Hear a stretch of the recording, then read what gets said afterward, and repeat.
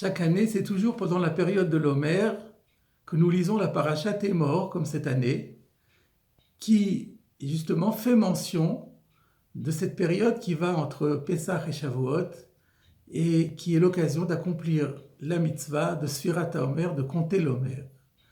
Nous savons bien que le Shulchan Aruch nous dit que durant cette période, il faut marquer le deuil par l'interdiction de se marier, de se couper les cheveux, de se raser, d'écouter de la musique, etc. Et que la raison en est en souvenir de l'épidémie qui a frappé les 12 000 pères d'élèves de Rabbi Akiva, tous morts pendant cette période. Ce qui laisse entendre que cette période est marquée par la rigueur divine.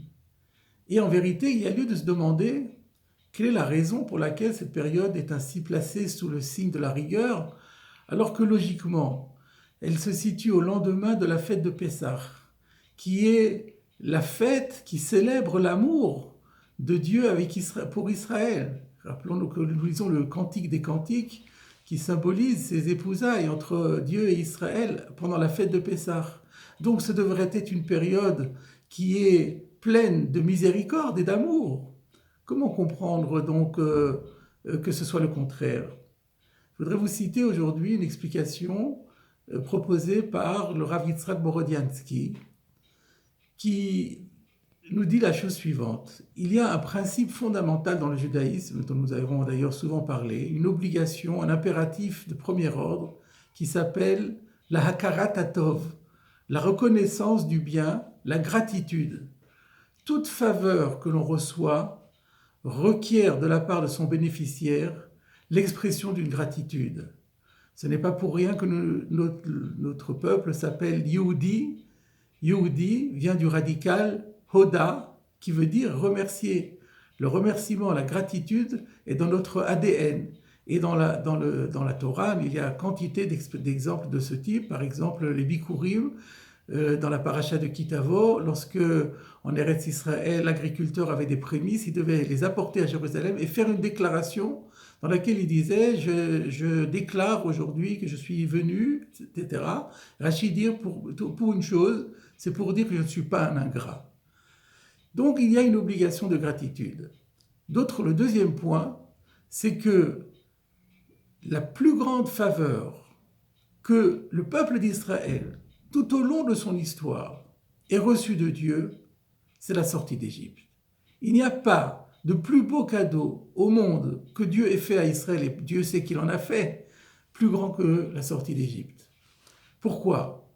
Tout d'abord, la sortie d'Égypte, au-delà de la libération, a consacré la constitution d'Israël en tant que peuple. Deuxièmement, il ne l'a pas simplement consacré comme un peuple, mais comme un peuple saint. C'est ce que nous disons dans le Hallel, B'tset Israël Mitzrayim, lorsque Israël est sorti d'Égypte, Aya Yehuda le Kodsho.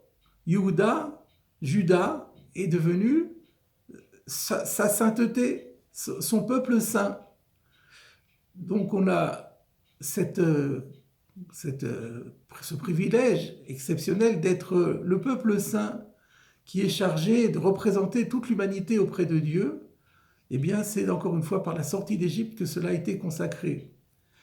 Et de ce fait, la sortie d'Égypte a entraîné un autre cadeau qui est la providence individuelle, Ashgacha Pratit.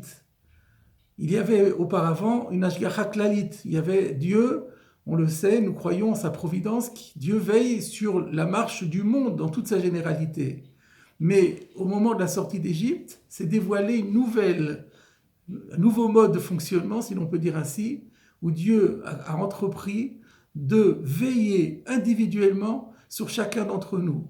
Cela a été marqué lors de la plaie des premiers-nés, qui a permis la sortie d'Égypte, puisque Dieu a sauté par-dessus les maisons des Hébreux. Chaque Hébreu a vu Dieu l'épargner, passer au-dessus de sa maison, montrer qu'il recensait et il veillait sur chacun des foyers des Hébreux. Donc c'est toute la notion de la pérennité d'Israël finalement, et de sa mission et de son existence, qui est rendue grâce à la sortie d'Égypte. À partir de là, nous pouvons nous demander, donc nous pouvons comprendre que si nous avons un bénéfice aussi important que la sortie d'Égypte, il faudra bien que la gratitude que nous marquions à Dieu, une gratitude qui soit à la mesure de ce cadeau absolument inestimable. Et donc la question se pose maintenant, comment marquer notre gratitude à Dieu pour cela ? Nous avons une réponse qui nous est proposée dans le livre Chovat HaLevavot, le devoir des cœurs, de Rabbi Bachya Ibn Pakoda, qui reprend ce principe, qui dit que chaque faveur de Dieu requiert de nouvelles obligations. D'abord, dit-il, toute l'humanité est redevable à Dieu d'avoir été créée et d'exister et d'avoir cet élan vital qui, à chaque instant, nous permet de continuer à vivre. Toute l'humanité est redevable à Dieu de cela, d'où l'obligation des 7 commandements noachides qui s'imposent à l'ensemble de l'humanité. Un cadeau, une gratitude qui s'exprime par une obligation d'obéir à notre Créateur.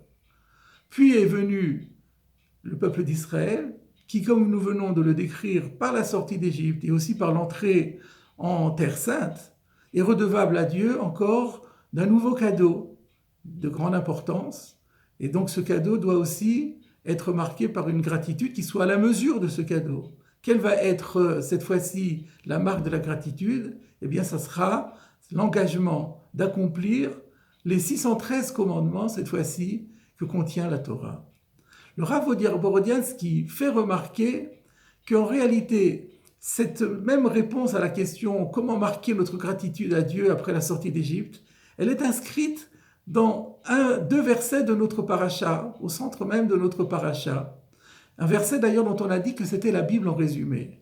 Ce verset dit « Vous observerez mes commandements et vous les accomplirez. Et vous ne profanerez pas mon saint nom. Et je serai sanctifié au sein de la communauté d'Israël, moi, Hachem, votre Dieu. » Et le verset poursuit en disant « Moi, Hachem, votre Dieu, qui vous ai fait sortir d'Égypte. » Et Rashi rajoute « À cette condition, je vous ai fait sortir d'Égypte. » Et voilà donc dit en toutes lettres quelle est la manière dont nous devons marquer notre gratitude à Hachem de nous avoir fait sortir d'Égypte avec tout ce que ça implique. Eh bien, de sanctifier son nom et de surtout ne pas le profaner. À partir de là, nous avons la réponse à notre question. Lorsque les Béné Israël sont sortis d'Égypte, ils ont rempli leur contrat parfaitement, leur contrat d'expression de gratitude. Dès le lendemain, ils sont partis sur l'ordre de Dieu, en suivant l'ordre de Dieu, et ils se sont préparés à un événement grandiose qui était le don de la Torah. Pendant 49 jours, ils se sont préparés. Le 50e jour, Dieu s'est révélé à eux sur le mont Sinaï et ils ont accepté de grand cœur, comme un seul homme et d'un seul cœur, de recevoir la Torah et d'en accomplir tous ses commandements. Donc ils ont absolument rempli leur contrat et cette période a été véritablement une période faste.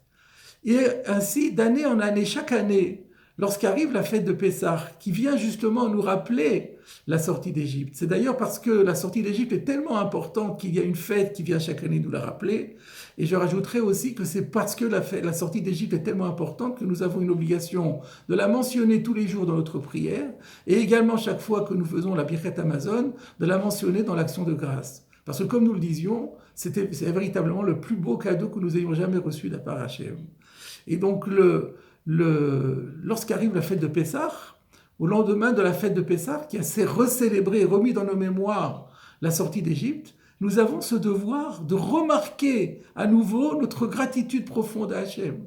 Et nous savons maintenant que cette gratitude se fait par la sanctification du nom divin, qui se fait elle-même par l'accomplissement fidèle des prescriptions divines.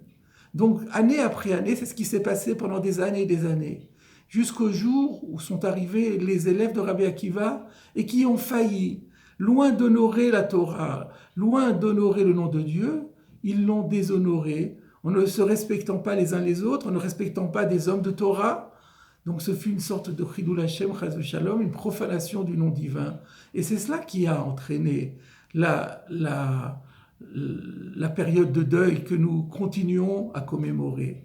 Et ainsi nous comprenons maintenant, d'une part, la raison pour laquelle cette période est encore triste, mais aussi la manière dont nous devons agir pour qu'elle redevienne aussi joyeuse qu'elle l'était. Voilà notre programme, mes chers amis, surtout quand arrive toute l'année, mais c'est dans cette période-là, qui va de Pessah à Shavuot, essayons de remplir tout le temps que nous comptons avec des mitzvot, avec la sanctification du nom divin. Sanctifier le nom divin, voilà l'expression de toute notre gratitude.